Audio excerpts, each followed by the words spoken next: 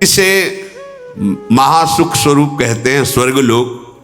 इसे महासुख स्वरूप कहते हैं स्वर्गलोक। यहां से बहुत ऊपर की है और है, उसमें केवल सिद्ध पुरुष ही जा सकता है या कोई देवता, उसे ऊर्ध्वक कहते हैं।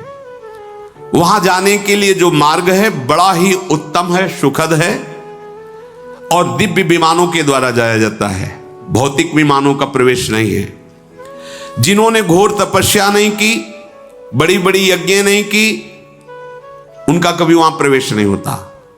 असत्यवादी, नास्तिक, व्यभिचारी ये कभी नहीं जा सकते। जो धर्मात्मा है, सदैव मन को वश में रखा है, शाम दम, किसी से ईर्ष्या नहीं की, जो दान देता रहता है, जो युद्ध कला में प्रवीण है, इंद्रियों को संयम में रखता है और सत्पुरुषों की सेवा करता है, ऐसे पुण्यवानों को इन लोकों में ले जाया जाता है। हे मुद्गल ऋषि, वहां 33,000 सुवर्ण में विमान, दिव्य विमान, मार्ग में ही चलने पर वहां से मेरुगिरी का शिखर दिखाई देता है। इतना बड़ा मेरुगिरी है, शिखर दिखाई देता है। ऐसे देवताओं के नंदन वन है कि उन्माद चढ़ जाए सुख का।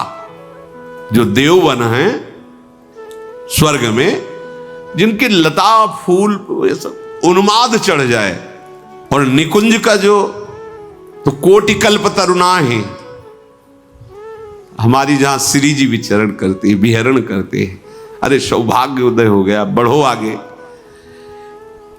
स्वर्ग में किसी को कभी भूख प्यास नहीं लगती, कभी किसी को ग्लानि नहीं होती स्वर्ग में, कभी गर्मी नहीं लगती, कभी ठंडी नहीं लगती, किसी को कोई भय नहीं होता। मन में सोचा वही भोग मिल जाएगा, सब उपस्थित। वहां मलमूत्र नहीं बनते स्वर्ग में। और देवताओं को भी दुर्लभ बताया गया यह देह, मानो देह, केवल भजन के लिए, केवल भजन के लिए। भजन नहीं किया तो देख लो कौन सा देह है, क्या है। वहां भूख प्यास नहीं, मलमूत्र नहीं, ठंडी गर्मी नहीं, कोई वस्तु ऐसी नहीं जो वहां देखने योग्य ना हो। कूड़ा करकट गंदगी कुछ नहीं, जिधर देखो उधर मन को लुभावने वाला, मनोरम ही मनोरम, सुगंध ही सुगंध, हर वस्तु सुखदायक स्पर्श, कानों को लुभाने वाले संगीत अपने आप बजते रहते हैं। वहां शोक नहीं है, बुढ़ापा नहीं है, झुर्रियां नहीं पड़ती, थकावट नहीं होता, कोई वहां रोते नजर नहीं आता, सुख ही सुख बरस रहा है। स्वर्गलोक में ऐसा सुख है जो सत्कर्म करते हैं उन्हीं को केवल प्राप्त हो सकता है, पुण्यवानों को वो लोक प्राप्त होता है। स्वर्गवासियों के शरीर तेज की प्रधानता से, जैसे अपने पंचभूतों से बना है तो उनका पंचभूतों से, उसमें तेज की प्रधानता होती है, तभी वो अंतर ध्यान हो जाना, प्रकट हो जाना। जैसे योगी जन ऐसा कर सकते हैं, जो योग के द्वारा शरीर भाव से ऊपर उठ चुके हैं, वो एक ही समय में कई जगह दिखाई दे सकते हैं, वो बड़ी दूर की बात सुन सकते हैं, वो पहाड़ में भी प्रवेश कर सकते हैं, बड़ी अद्भुत, क्योंकि वो तेजस तत्व प्रकाशित हो जाता है। वो माता पिता के रजवीर से पैदा नहीं होते, वहां का जो शरीर है वो रजवीर से बना हुआ नहीं है। कभी वहां के लोक में पसीना नहीं आता किसी को, दुर्गंध तो वहां नाम मात्र की कहीं पूरे लोक में नहीं है। कहीं कोई मलमूत्र ही त्याग नहीं करता क्योंकि बनता ही नहीं है। वहां कोई कपड़ा कभी मैला नहीं होता है। वहां की फूल की माला किसी की कभी कुम्हलाती नहीं, फूल कुम्हलाते ही नहीं है। और ये नासवान की बात हो रही है, और निकुंज की बात, वो तो चिदानंद में धाम, इसका भी नाश होता है जिसका वर्णन सुन रहे हो। तभी तो जब ये सब सुना जाता है तो बस यही लगता है यही मिले चल के, अप्सराएं मिलेंगी, विमान मिलेगा, सुखी हो जाए। कितने मिनट, जैसे आप यहाँ के किसी बहुत हाई फाई होटल में जाएं, बुक करवाएं कमरा, तो व्यवस्था है, धन दीजिए, और जब धन खत्म हुआ तो एक रोटी भी नहीं मिलेगी, धक्का मार के बाहर निकाल दीजिए। बिल्कुल ठीक ऐसे स्वर्ग है, तुम्हारा पुण्य है, ये सब है, जहां पुण्य खत्म हुआ तो धक्का मार के नीचे फेंक दिए जाओगे। वहां निरंतर सुख ही सुख है, मनोरम ही मनोरम है। सब विमानों पे बैठे हर्षित हुए, नाचते गाते, विभिन्न प्रकार के भोग भोगते, यही सुन के तो सब लुभायमान हो जाते हैं। जो स्वर्ग पर पहुंच जाते हैं वो बड़ा सुखमय जीवन व्यतीत करते हैं। वहां कभी थकावट नहीं होती, वहां भोग के बाद भी थकावट नहीं है, नया उत्साह, नया बल, ऐसी। वहां मात्सर्य नहीं है। देवताओं के लोकों के ऊपर और भी लोक है जो इनसे भी दिव्य हैं। इन सब के ऊपर ब्रह्मा जी का लोक है जो महातेज से युक्त है। वहां पवित्र ऋषि मुनियों का प्रवेश होता है। वहां पुण्य दान पुण्य करने वालों, वहां तो ऋषि मुनियों का प्रवेश होता है। बड़े ऋभु नाम के देवता वहां विराजमान रहते हैं, जिनकी आराधना स्वर्ग में विराजमान देवता भी करते हैं। वो देवताओं को जैसे जीवन आहुतियों से चलता है, ऐसे उनका नहीं चलता। वो केवल अमृत पान करके, वहां कोई स्वाहा की जरूरत, वो अमृत से युक्त रहते हैं। ब्रह्मलोक में जो रहते हैं उनके सुख की लालसा देवलोक के भी करते हैं। वहां परिवर्तन नहीं होता, एक शरीर रहता है, जैसे एक स्थिति रहती है। ब्रह्मलोक में जरा मृत्यु का अभाव रहता है। ब्रह्मलोक में ऐसा नहीं कि जन्म हुआ मरण हुआ, ऐसा नहीं। वहां हर्ष शोक नहीं रहता, वहां सुख ही सुख रहता है, कोई विकार नहीं रहता ब्रह्मलोक में। न राग, न द्वेष, न दुख, न द्वंद्व। एक तरह से यह समझ लो कि परम गति को छोड़कर और सब कुछ वहां है ब्रह्मलोक में। ऐसा सुख है जो तुम सोच भी नहीं सकते। मुद्गल सिंह का हो गया, आपने बता दिया गुण। अब जरा दोष बताइए, क्या दोष है?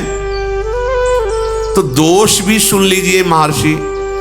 आपने जो सत्कर्म किया है बस उतना ही भोग आप भोग सकते हैं।